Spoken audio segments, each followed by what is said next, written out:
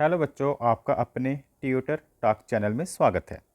आज की वीडियो में हम क्लास 11 फिजिक्स की एक बहुत इंपॉर्टेंट डेरिवेशन कर रहे हैं, variation of g with depth. ये अक्सर एग्जाम में पूछी जाती है और इसे बहुत सिंपली क्लियर किया जाएगा। जी का मतलब क्या है? Acceleration due to gravity. इससे पहले वाली वीडियो में हमने डेरिवेशन की थी जब अर्थ के सरफेस से कुछ हाइट पर एक्सेलरेशन ड्यू टू ग्रेविटी जो होती है उसकी वैल्यू में क्या चेंज आता है। अब बात करेंगे ये जो स्मॉल जी की वैल्यू है, अगर अर्थ के सरफेस से कुछ डिस्टेंस नीचे हो उस वैल्यू में क्या चेंजेस आता है। यहाँ पर दो पॉइंट लिए गए हैं। ये जो ब्लैक कलर से ड्रॉ किया गया है सर्कल, ये अर्थ का डायग्राम है और अर्थ के सरफेस पर एक पॉइंट है ए, जहाँ पर एक्सेलरेशन ड्यू टू ग्रेविटी को जी से प्रदर्शित किया गया है। और अगर थोड़ी सी गहराई तक खुदाई की जाए अर्थ के सरफेस से कुछ डिस्टेंस नीचे बी पॉइंट पर, जो एक्सेलरेशन ड्यू टू ग्रेविटी को जी डैश से शो किया गया है। सरफेस पर सिंपल जी से और कुछ गहराई पर जी डैश। कितनी गहराई है अर्थ के सरफेस से ए से लेकर बी तक, जितनी गहराई की बात की गई है उसे डिस्टेंस डी से डिनोट किया गया है। और यहाँ पर जो अर्थ का मास है उसे आप कैपिटल एम के साथ, और जो मास गहराई कुछ डिस्टेंस खोदने के बाद जिस पॉइंट पर अगर सर्कल एक ड्रॉ किया जाए, मान लो यहाँ तक गहराई की गई, और उस पार्ट का जो मास होगा उसे एम डैश से प्रदर्शित किया गया है। तो एम है मास ऑफ अर्थ, आर का मतलब क्या है? Radius of earth, G acceleration due to gravity on surface, और G dash acceleration due to gravity in depth. तो डेरिवेशन स्टार्ट करते हैं बच्चों। सबसे पहले बात करते हैं एट पॉइंट ए, यानी कि अर्थ के सरफेस पर acceleration due to gravity G की वैल्यू क्या होगी। तो उसका जो फॉर्मूला क्या होता है जी का, G M upon are square. ठीक है, एक्सेलरेशन ड्यू टू ग्रेविटी का ये फॉर्मूला है। तो एट पॉइंट बी, यानी कि अर्थ के सरफेस से कुछ डिस्टेंस नीचे, एक्सेलरेशन ड्यू टू ग्रेविटी जिसे जी डैश से लिखा जाता है उसी हम कुछ इस तरह से लिखेंगे। जी एम फॉर्मूला तो यही है, लेकिन जी एम डैश, अर्थ के मास को हमने एम से डिनोट किया है। और कुछ खुदाई के बाद जहाँ तक खुदाई की गई है उस पॉइंट से अगर सर्कल ड्रॉ किया जाए तो उस मास को, जो ये रेड कलर से सर्कल शो किया गया है, उसके मास को एम डैश से। तो इस सर्कल के सेंटर से लेकर अर्थ के सरफेस तक तो रेडियस को कैपिटल आर से लिखा गया है, और सेंटर से ये रेड पॉइंट तक जहाँ तक खुदाई की गई है उसे r minus d. R minus d क्यों लिखा है? आर माइनस डी इसलिए कहा है क्योंकि रेडियस तो यहाँ से लेकर पूरा कंप्लीट होगा, ओ से लेकर ए तक तो क्या है आर।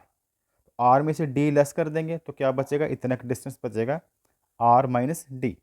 क्लियर? पूरा आर है ओ से ए तक, उसमें से ए भी लेस कर दिया तो ओ भी बचा आर माइनस डी। तो इसे हम इक्वेशन नंबर 1 और एट पॉइंट बी से जो बनी इक्वेशन नंबर 2 लिखकर कुछ देर के लिए यहीं पे छोड़ देंगे, और तब तक हम m की वैल्यू को निकालेंगे मास की। इसके लिए डेंसिटी के फॉर्मूले की हेल्प लेंगे। डेंसिटी का फॉर्मूला बच्चों होता है मास अपॉन वॉल्यूम। डेंसिटी को रो से डिनोट किया जाता है, ये रो का साइन है। मास को कैपिटल एम से, वेलोसिटी को कैपिटल वी से। ठीक है, तो इस फॉर्मूले से हम मास की वैल्यू निकाल सकते हैं। मास का फॉर्मूला बना सकते हैं, क्या होगा? Rho multiply V. Mass equal to है डेंसिटी मल्टीप्लाई वॉल्यूम। इस तरह से अगर हम अर्थ के मास की बात करें जिसे कैपिटल एम के साथ डिनोट किया गया है, तो वो क्या होगा? रो मल्टीप्लाई वॉल्यूम, यानी कि डो मीन डेंसिटी मल्टीप्लाई वॉल्यूम। तो वॉल्यूम का फॉर्मूला क्या होता है? स्फेयर के वॉल्यूम का फॉर्मूला अगर आपको याद हो तो वो होता है 4/3 पाई आर क्यूब। ठीक, ये फॉर्मूला होता है। इसी तरह से अगर हम एम डैश की बात करें, ये छोटे सर्कल की जो रेड कलर से शो किया गया है, तो इसका भी वही रूल लगेगा कि डेंसिटी मल्टीप्लाई वॉल्यूम। तो डेंसिटी की वैल्यू तो बच्चों सेम रहेगी, ठीक है, उसकी वैल्यू में चेंज नहीं आएगा। हाँ, इसका साइज छोटा होने के कारण इस सर्कल का वॉल्यूम की वैल्यू में चेंज आएगा। तो फॉर्मूला तो वही होगा 4/3 पाई और आर क्यूब। यहाँ पर आर क्या है, यहाँ पर आर है आर माइनस डी, तो यहाँ पर हम लेंगे आर माइनस डी का क्यूब। तो यहाँ पर भी हम कैपिटल आर से हमने अर्थ के मास को डिनोट किया था, तो यहाँ पर मैं कैपिटल आर लिख देता हूँ। अब बच्चों इक्वेशन फर्स्ट और इक्वेशन सेकंड में हम m की वैल्यू को रिप्लेस कर देंगे। जैसे इक्वेशन वन में सिंपल m है, तो ये वाली वैल्यू m की जगह पे हम लिखेंगे। कैसे लिखेंगे, जैसे इसमें इक्वेशन वन लिख रहे हैं, ध्यान से समझना। तो यहाँ पर हम लिखेंगे इक्वेशन वन को लिख रहे हैं g इक्वल कैपिटल G है। m की जगह पे क्या लिखना हमने, ये वाली वैल्यू m की, जो कि है रो 4/3 पाई आर क्यूब, और नीचे क्या है, नीचे आर स्क्वायर, और नीचे है इसके आर स्क्वायर। ठीक, अब हम ये वाली इक्वेशन की वैल्यू को लिखते हैं जी डैश वाली। तो जी डैश इक्वल, सेकंड इक्वेशन लिख रहे हैं बच्चों, ध्यान से समझना, कैपिटल जी एम डैश। हाँ, तो हम वैल्यू लिख रहे हैं इक्वेशन द्वारा, लेकिन एम की वैल्यू चेंज कर रहे हैं। तो एम डैश की वैल्यू इस बार क्या है, ये वाली है, ये एम डैश की वैल्यू। तो इसे लिखेंगे, यहाँ पर पहले रो है, फिर फॉर्मूले में 4/3 पाई और कैपिटल आर माइनस डी, ये वाली पूरी इक्वेशन क्यूब। और इक्वेशन में से हम ये उतार रहे हैं, नीचे क्या है आर माइनस डी का स्क्वायर, जी के नीचे क्या है आर माइनस डी का स्क्वायर। तो यहाँ पर बच्चों देखा, तो ये आर स्क्वायर, ये आर क्यूब, तो ये अगर कैंसिल करें तो इसकी क्यूब कैंसिल हो जाएगी, सिंगल आर बचेगा। R3 को R2 से डिवाइड करेंगे तो क्या आएगा, सिंगल आर आएगा। इसी तरह से आर माइनस डी का स्क्वायर है, यहाँ पर आर माइनस डी की क्यूब है, तो क्यूब को स्क्वायर से करेंगे तो सिंपल आर माइनस डी आ जाएगा। अगर इन दोनों इक्वेशन को कटिंग के बाद मैं लिखूं तो यहाँ पर क्या आएगा, जी, ये बच्चों आएगा रो 4/3 पाई आर बचा यहाँ पर, ठीक है। और इस वाली इक्वेशन में, जी डैश वाली इक्वेशन में क्या क्या बचा, कैपिटल जी मल्टीप्लाई, ये रो का साइन है 4/3 या पाई है, और आर माइनस डी की ये ब्रैकेट है। और इन दोनों को अगर हम नंबर दे दें, इसे इक्वेशन नंबर 3 का नेम दे दिया और इसे इक्वेशन नंबर 4 का नेम दे दिया। अब अगर हम इन दोनों इक्वेशन को आपस में करें डिवाइड, कहने का मतलब अगर हम इसको कुछ इस तरह से करें, डिवाइड इक्वेशन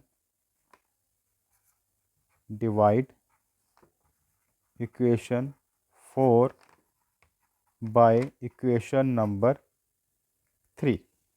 तो इक्वेशन नंबर 4 कौन सी है, ये वाली जी डैश वाली, ठीक।